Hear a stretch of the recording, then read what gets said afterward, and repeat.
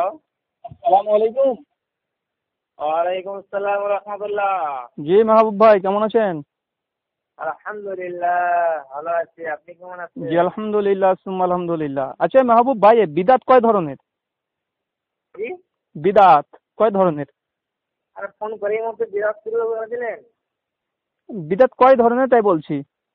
কেন? Hello, up- আপনি কে বলছেন? আমি রুহুল আমিন বলছি। রুল আমিন? জি।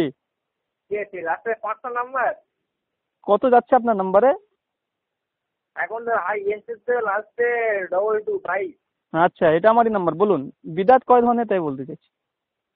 কেন ফোনে জিজ্ঞেস করে কি হবে? কেন ভয় পাচ্ছেন নাকি ভাই, যে এটা রেকর্ড হচ্ছে, এটা চলে যাবে, সবাই শুনবে তাই? না না, ভয় কি? তো বলতে এত আপত্তি কোথায়? ভয় ভয় ফোনে কি যে আগে সামনাসামনি হলে সামনাসামনি হলে ভালো হতো। ফোনে বা ভয় কিসের আপনার? ফোনে বলুন না। না, ফোনে কি সব কিছু বলা যায়? কি আপনার এই সামনাসামনি কি ওহী নাজিল হবে আপনাদের প্রতি নাকি ভাই, মাহবুব ভাই? সামনাসামনি স্টেজে মঞ্চে বা মোনাজারা করলে সব ওহী নাজিল হয় আপনাদের উপরে, না লাঠি ফালা নাজিল হয়? আচ্ছা, বিরাট তো আমি হ্যালো,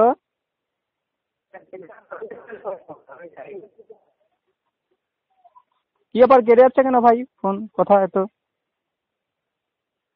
বিরাট কয় প্রকার আমি জানি না, আপনি বলেন কয় প্রকার। আরে ভাই, বিদাতের তো কোনো প্রকারই নেই। বিদাত বিদাত। তো আচ্ছা, সব বিরাট কি? হ্যাঁ, বিদাত সারি ভাষায় যখন বিদাত আসবে তখন সবই বিদাত, সবই নিকৃষ্ট, সবই গুমরাহি।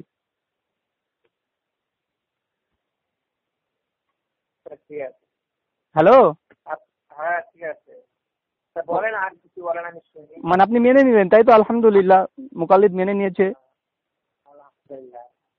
আচ্ছা, কোন জঙ্গলে বসে আছেন বলুন তো? আপনার কেন? কথা বোঝা যাচ্ছে না, নেটওয়ার্ক এত প্রবলেম। আচ্ছা আচ্ছা, ঠিক আছে, নেটওয়ার্ক ঠিক করছি, জানান। এবারে ঠিক আছে? হ্যাঁ এবার ঠিক আছে। কি আবার, মোবাইল কি আপনি দূরে রেখেছিলেন নাকি? না, ফোনে কথা বলছিলাম তো এই জন্য। আচ্ছা আচ্ছা আচ্ছা, বিদাত তার মানে কোনো প্রকারভেদ নেই, আপনি মেনে নিলেন, আলহামদুলিল্লাহ না? আহ, কবে থেকে আহলাদিস হলেন? বলেন আপনি, বলেন কি বলছেন? তার মানে মেনে নিলেন তাই তো, বিদাতে কোনো প্রকারভেদ নেই? বেদাত নিশ্চয়ই প্রকার ভেদ রয়েছে। না, প্রকার ভেদ না থাকা তাহলে তো আমরা চলতে ফিরতে পারবো না, না? আচ্ছা আচ্ছা, চলতে পারবেন না কেন? কে বাধা দেবে না। আপনাকে? হ্যাঁ, কে বাধা দেবে বেদাতে প্রকারভেদ না থাকলে? না, যদি সব বেদাত যদি গুমরাই হয়, তাহলে তো আমি ভাত খেতে পারবো না, চলতে পারবো না, কিছু করতে পারবো না, না? আচ্ছা, আপনাকে কোন জাহেল এই কথা বলেছে যে বিদাত যদি না ভাগ করেন তাহলে আপনি ভাত খেতে পারবেন না? তো কোন জাহেল নয়, আমি এটা আপনাকে উদাহরণ দিলাম যে যদি বেদাতের প্রকারভেদ না থাকে তাহলে তো আমি অনেক কিছু ব্যাপার আছে যেগুলো তো নবীজির সমাজ ছিল না, এখন সেগুলো হয়েছে, সেগুলো আমরা করেই যাচ্ছি, তো সেগুলো ছাড়তে হবে, বর্জন করতে হবে। সেগুলো তো বর্জন করলে তো আমরা তো চলতেই পারবো না, তাই বলছি। আচ্ছা উদাহরণ মেহবুব ভাই, হ্যাঁ, বলেন। আপনাদের আপনাদের দিনে হানাফি, এটা কি আসমানি দিন না এটা পৃথিবী এই দুনিয়াবি দিন? কেন ভাই? তো আপনি দুনিয়া নিয়ে পড়ে গেলেন কেন? আপনি বাস বা গাড়ি ঘোড়া নিয়ে পড়ে গেলেন কেন? আপনি ভাত আর টাত নিয়ে? দুনিয়া আর দুনিয়াতে আছে, দুনিয়া তো যা কিছু করতে হলে, সব যে কোনো কিছু করতে গেলে দুনিয়ার চিন্তা করতেই হবে। ভাই বিদাতের সংজ্ঞা কি জানা আছে আপনার, না এমনি ভর ভর ভর করে বলছেন আপনি এগুলো? না না, বিড়ালের সঙ্গে জানা নাই তো, আপনার কি জানা থাকলে বলবেন। আল্লাহ রসুল মা আয়েশার মুখ থেকে শুনে নেন। হ্যাঁ, মা আয়েশা রাদিয়াল্লাহু তাআলা আনহার মুখ থেকে শুনে নেন। আচ্ছা বলুন, সহিহ মুসলিম বলুন। হাদিস নাম্বার 1817, মান আমিলা আমিলা লাইসা আলাইহি আমরুনা ফাহারাদ। কোন ব্যক্তি হ্যাঁ, এমন কোন কাজ করলো, এমন কোন হ্যাঁ, আমল করলো দিন শরীয়তের মধ্যে যেটা রাসূল হুম, সাল্লাল্লাহু আলাইহি ওয়াসাল্লাম নির্দেশ দেননি, সেটা হচ্ছে বিদআত, সেটা হচ্ছে প্রত্যাখ্যাত মারদুদ। অর্থাৎ দিন আমল হুম, হতে হবে। আপনার ওই গাড়ি ঘোড়া চলা ওইসব দিয়ে মানুষকে ধোকা দিচ্ছেন, হুম, মুগালাতা দিচ্ছেন। হুম। কি বুঝলেন? তো কি, আর আপনি আপনি কি বেদাত কি আমার ভিতরে দেখলেন আমাকে? যে আমার ভিতরে কি বেদাত দেখলেন আমাকে? না না, আরে ভাই আমি তাই জিজ্ঞাসা করছি আপনাকে, বিদআতের কোনো ভাগ আছে কি না না না, আপনি? নিশ্চয়ই আমরা বেদাত করি না ভাইজান। আমাদের ভিতরে কি আপনি বেদাত দেখলেন? ওই জন্য প্রত্যেক বিদাত না রে ভাই, বিদাত আপনি পরিচিত করেন, সেটা আমার কথা ছিল না। আমার তো কথা ছিল বিদাতের কোনো ভাগ আছে কিনা, বুঝলেন? ভাগ নিশ্চয় রয়েছে। আরে এই যে ভাগ নিশ্চয় রয়েছেন, আপনার কথাটার হুজ্জাত নেই, আপনি হুজ্জাতুল ইসলামও না। হ্যাঁ, বেদাতের সাইয়া বেদাতের হাসানা। আরে ভাই, এই বিদাতকে ভাগ করা আব্দুল্লাহ ইবনে ওমর তিনি বলেছেন, ওমরের সন্তান, যে কেউ যদি বেদাতে হাসানা বা বেদাতে সাইয়া এই ধরনের কোনো কথা বলে সেও একজন বিদাতি। ইমাম শেতাবির আলী ইতিসাম গ্রন্থ ওঠান, দেখেন পরিষ্কারভাবে লিখেছে। বেদাতের সাইয়া, হ্যাঁ, বেদাতের সাইয়া। বেদাতে হাসানা সাইয়া বলে কিছুই নেই রে ভাই দিন ইসলামে বেদাত বলতে যেটা আছে সেটা হচ্ছে জাহান্নামীর কাজ। আচ্ছা, তাহলে তো সারা বিশ্বের জন্য যত লোক রয়েছে সব জাহান্নামী, তাই না? আরে ভাই, কোথায় কে জাহান্নামী, কে বললো? না না, আমি কেন বলবো? আপনি তো বলছেন। আমি কেন বলবো? আল্লাহ রসুল বলছেন না। না না, কোথায় আল্লাহ রসুল বলছেন? আপনার আল্লাহ রসুল কি আল্লাহ রসুলের সব উম্মতের জান্নাতে দিয়ে পাঠিয়ে দিলেন, আপনি কি বলতে পারছেন? কোথায় বলেছে? আরে ভাই, আল্লাহ রসুলের মুখের ঘোষণা পরিষ্কার ভাবে বলছে যে ৭৩টি দল হবে, কুল্লুহুম ফিন্নার, প্রত্যেকটা দল যাবে জাহান্নামে ইল্লা মিল্লাতুন ওয়াহিদা, শুধুমাত্র একটা দল ব্যতীত। ঠিক আছে, তো ৭৩টা যদি দল হয় তো ৭৩-এর মধ্যে ৭২ যদি জাহান্নামে যায় তাহলে তো সিংহভাগ নয়, সবগুলো জাহান্নামে হচ্ছে একটা। সুনান আবু দাউদ হাদিস নম্বর ৪৫৯৭। হ্যাঁ, তো কোন দলটা জান্নাতি ভাইয়া? হ্যাঁ, কোন দলটা জান্নাতি দল? মান আলাইহি ওয়াস সাহাবী, যেটা আল্লাহ রাসূল এবং সাহাবীদের পথে চলবে সেটা হচ্ছে জান্নাতি ফিরকা নারজিয়া। আমি তো কোনো সাহাবী পাইনি, কিভাবে চলবো? আপনি মানেন না, আপনি জাহান্নামে চলে যাবেন। আমি মানি না বলছি, আমি বলছি আমি কোনো সাহাবী পাইনি, রসুল পাইনি, কি করে চলবো আমি? ওইটাই তো আপনারা জাহেলিয়াতের মতো প্রশ্ন আপনি পাননি তার জন্য। আপনি একটু মুখটা সামনে কথা বলুন, কারণ আমি ভালোভাবে কথা বলছি। না, আপনাকে কখন বললাম? আপনার প্রশ্ন করায় অবান্তর প্রশ্ন করলে আল্লাহ রাসূলের সাহাবীরা বলতেন তারপরে নালত বর্ষিত হোক, আমিন বলুন। আমি কি করে পাবো? আরে ভাই, অবান্তর প্রশ্নকারীর উপরে আল্লাহ রাসূল এবং সাহাবীরা বলতেন নালত বর্ষিত হোক, আমিন বলুন। কি লানত বর্ষিত হোক? अरे फर्जी कारोबार करने वाला पर अल्लाह के रसूल और उसका सहाबी कहती है उस पर नालत हो। ये तो फर्जी सवाल है ना। বাংলা আমি তোমায় কি বলছি বাংলা না আসে তার জন্য তাহলে উর্দুতে বলতে হবে, কোনো সমস্যা নেই। আমি কি করে বলবো? এটা ফার্জি সওয়াল, এর উত্তর দেওয়া সাহাবীরা আহলে সুন্নাত ওয়াল জামাতের খিলাফ, এ ধরনের প্রশ্নের কোনো জবাব দেওয়া যাবে না। কেন? জবাব তো হিসেবে থাকতেই হবে। আল্লাহ রাসূলের সাহাবীরা দিতেন না, আমরা তো আহলে সুন্নাত আহলে হাদিস, তার জন্য সব প্রশ্নের জবাব দিই না। আমরা তো সাহাবীদেরকে মেনে চলি, তবে তাবেঈনদের মেনে চলি, আল্লাহর নবীকে নবী বলে মেনে চলি। এবারে যারা আচ্ছা, আপনাদেরকে একটা প্রশ্ন করলে আপনারা তো ঘুরে বেড়াবেন কেন? আপনাকে বললাম বিদআতের ব্যাপারে, আপনি চলে গেলেন কোথায়? আপনি না বেদাতের জানেন না, আপনি আবার বলছেন। আরে ভাই, বললাম বেদাত কয় প্রকার, আপনি বললেন সব বেদাত গোমরাহি। তো গোমরাহি, তাহলে আমি তো বললাম তাহলে নবী। আরে ভাই, আমি কখন বললাম ভাই? মা আয়েশা রাদিয়াল্লাহু তাআলা আনহা বলছেন। না, আপনি তো বললেন যে সবাই জাহান্নামী, আমরা সবাই জাহান্নামী, আর জান্নাতে কি হবে? তাহলে তো আমার বেকার তো কথা বলা হাদিস কোরআন নিয়ে আমাদের নাপাক জবানে। আরে ভাই, আপনি কি কোরআন হাদিস কিছু পড়েছেন? শুনুন, নাসাই পড়বেন, কুল্লু মুহাদাসাতিন বিদআ। কুল্লু ব্যাপার হচ্ছে, কুল্লু মানে কি ভাই? প্রত্যেক। কুল্লু মুহাদাসাতিন বিদআ, প্রত্যেক বিদআতই হচ্ছে কি? গুমরাহি। আল্লাহ রাসূল বলছেন। ভাই আমাকে দোষ দিচ্ছেন কেন? আর অন্য হাদিস পড়েছে কি? আচ্ছা শোনান আমাকে। আচ্ছা ভাই, তুমি একটা হাদিস নিয়ে বাড়াবাড়ি করছো কেন? আরো হাদিস। আচ্ছা, একটা হাদিস বলুন তাহলে, আমার রদ করুন আমার কথাকে। আমি জানি না অত হাদিস ভাই। এই মুফতি সাহেবদের কাছে গিয়ে জিজ্ঞেস করবে যে বেদাত কয় প্রকার, এর বিকল্প যদি কোনো হাদিস থাকে তো বলো, কারণ ভাই আল্লাহ রসুল বলছেন। মুফতি সাহেব, আপনার আল্লাহ রসুলের কথা পুরো আপনার কাছে হুজ্জত না দলিল না? মুফতি সাহেবের কথায় দলিল। কেমন কথা বলছেন ভাই? ঈমান আমল সব টুটে যাবে। হ্যাঁ, এইগুলো তো যারা লামা যাবে তারা বেয়াদব হয়, আলেমদের কথা বললে মারা যাবে, তাই না? ১,২৪,০০০ সমস্ত সাহাবীর গোবান লামাযাবী ছিলেন, সবগুলো বিয়াদব। নাউযুবিল্লাহ মিন যালিক। কি নিকৃষ্ট আকীদা ভাই আপনার। আমি তো বলি তো, ওই তো লামাযাবীরা ১,২৪,০০০ সাহাবীরা ছিল, সকলে লামাযাবী ছিল, কোন মাযহাবী মুকাল্লিদ নন। তারা নিজেরই মাযহাব ছিল। নাউযুবিল্লাহ মিন যালিক। দিন ইসলাম সকল সাহাবীরা দিন ইসলামের পরে ছিল। আল্লাহ সুবহানাহু ওয়া তাআলা পবিত্র কোরআন সূরা নিসা ১১৫ বলেছে শুনলে তো, তারা নিজেরাই মাঝহাব ছিল, তারা কেন মাঝহাব মানবে? এখন ওই তো লামাঝাবি বললেন তো। এখন যারা এই গায়ের মুকাল্লিদ গুলো বার হয়েছে সব তো মুস্তাহিদ নিজেরা সেজে বলেছে না।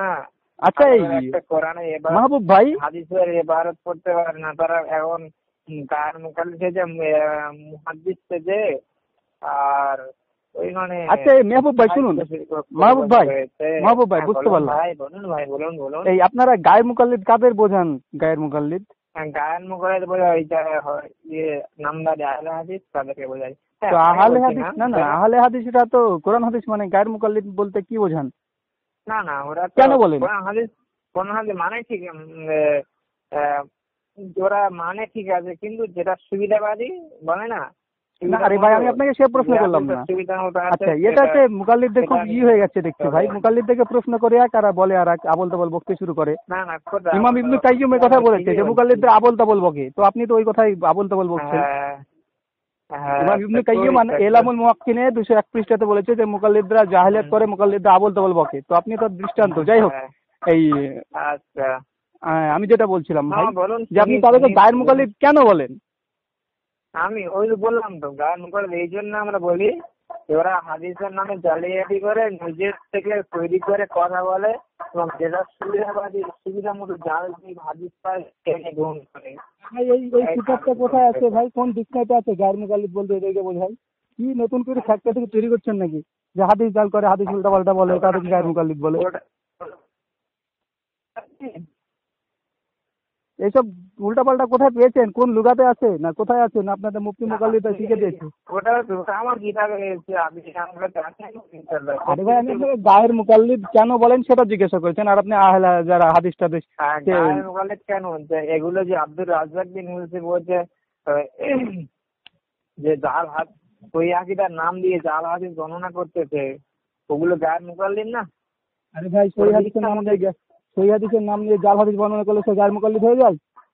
হ্যাঁ, যেটা নিজের থেকে কথা বলা সেটা গায়ের মুকাল্লিদ মানে কি? নিজের ইচ্ছা করে একটা হাদিস বানানো, তাই গায়ের মুকাল্লিদ বলা হয়। নিজের মুকাল্লিদ না, হাদিস বানানো তাকে গায়ের মুকাল্লিদ বলা হয়? মুকাল্লিদ না হয়ে নিজের মুকাল্লিদ হচ্ছে নিজে থেকে একটা হাদিস বানালো, সেটা সহি বানিয়ে কথা বলছে। এটা কোন লুগাতে পেয়েছেন যে নিজে থেকে হাদিস বানায় তাকে গায়ের মুকাল্লিদ বলে? হ্যাঁ বলছি, আমার কিতাবে আছে। কি আছে? আমার কিতাবে আছে। আপনার? হ্যাঁ, কি বলছেন আপনি? আমি বলছি যারা হাদিস বানায় তাদেরকে আপনি বলছেন আব্দুর রাজ্জাক বিন ইউসুফ হাদিস বানায় তাই তিনি গায়ের মুকাল্লিদ। তো এই সিফাত কোথায় আছে? কোন গ্রন্থে আছে যারা হাদিস বানায় তাদেরকে গায়ের মুকাল্লিদ বলে? হ্যাঁ ওটা তো আমার কিতাবে আছে, দেখিয়ে দেবো আমি। আপনারা কি ফ্যাক্টরিতে সব তৈরি করেন প্রত্যেকদিন, মানে যখন যেটা লাগবে সেটা তৈরি করে ফেলেন? ওই নাকি হচ্ছেন আপনাদের করে? আমি তৈরি করি, যদি আমার কাছে এসছো তাহলে ইনশাআল্লাহ দেখিয়ে দিব। আচ্ছা আচ্ছা বুঝলে? হ্যাঁ কোনো সমস্যা নেই ভাই। ভাই আমার তো ভয়েস রেকর্ড হচ্ছে, আমি জানি। হচ্ছে, হোক 100%। আচ্ছা এটা গ্রুপে ছাড়বে? হ্যাঁ আরে ভাই ছাড়বোই তো, আপনি বললেও ছাড়বো না বললেও ছাড়বো ভাই। আচ্ছা এই আচ্ছা পশ্চিমবাংলার এইসব মুকাল্লিদ গুলো ফোন ধরছে না কেন? আচ্ছা ঠিক আছে, কি বলছো বলো ভাই। আচ্ছা তাকলিদ যে আপনি বলেন গায়ের মুকাল্লিদ, তো কার তাকলিদ করতে হবে? তুমি কি হজরত কোম্পানি চাকরি পেয়েছো? যে তুমি কি হজরত কোম্পানি চাকরি পেয়েছো? কি কোম্পানি? যে তুমি কি হজরত কোম্পানিতে এর জন্য? আরে না ভাই, আপনি কোন জঙ্গলে পড়ে আছেন ভাই? না আমার মনে হচ্ছে চাকরি পেয়েতে হবে খালি। আরে ভাই আমি এখনো পড়াশোনা চলছে, এখনো পরীক্ষার জন্য কোনো ইন্টারভিউ দিইনি।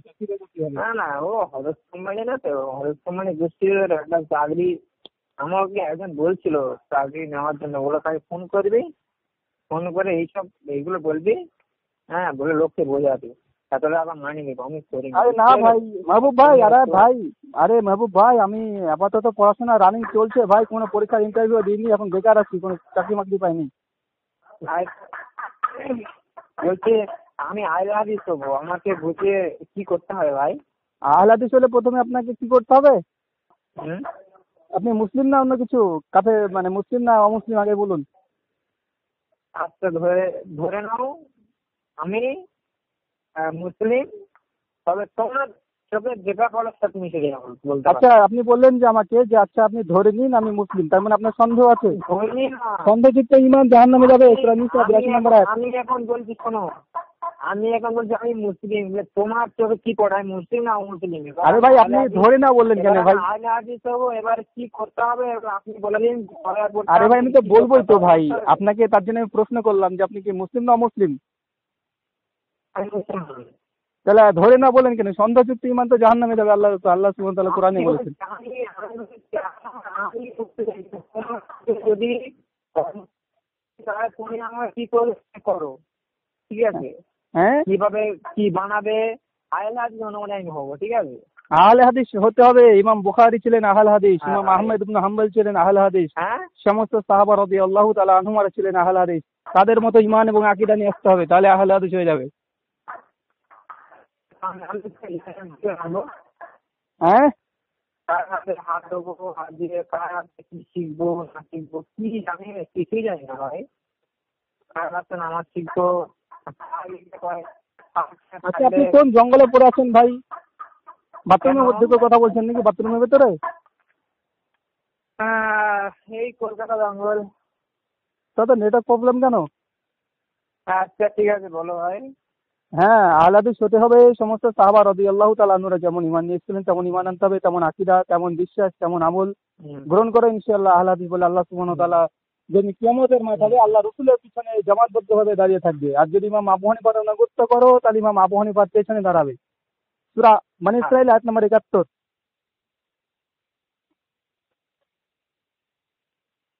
কি বল লক আউট হয়ে গেল কেন ভাই? মুখটা বন্ধ হয়ে গেল কেন? মেহবুব ভাই, ও মেহবুব ভাই কোথায় গেলেন ভাই?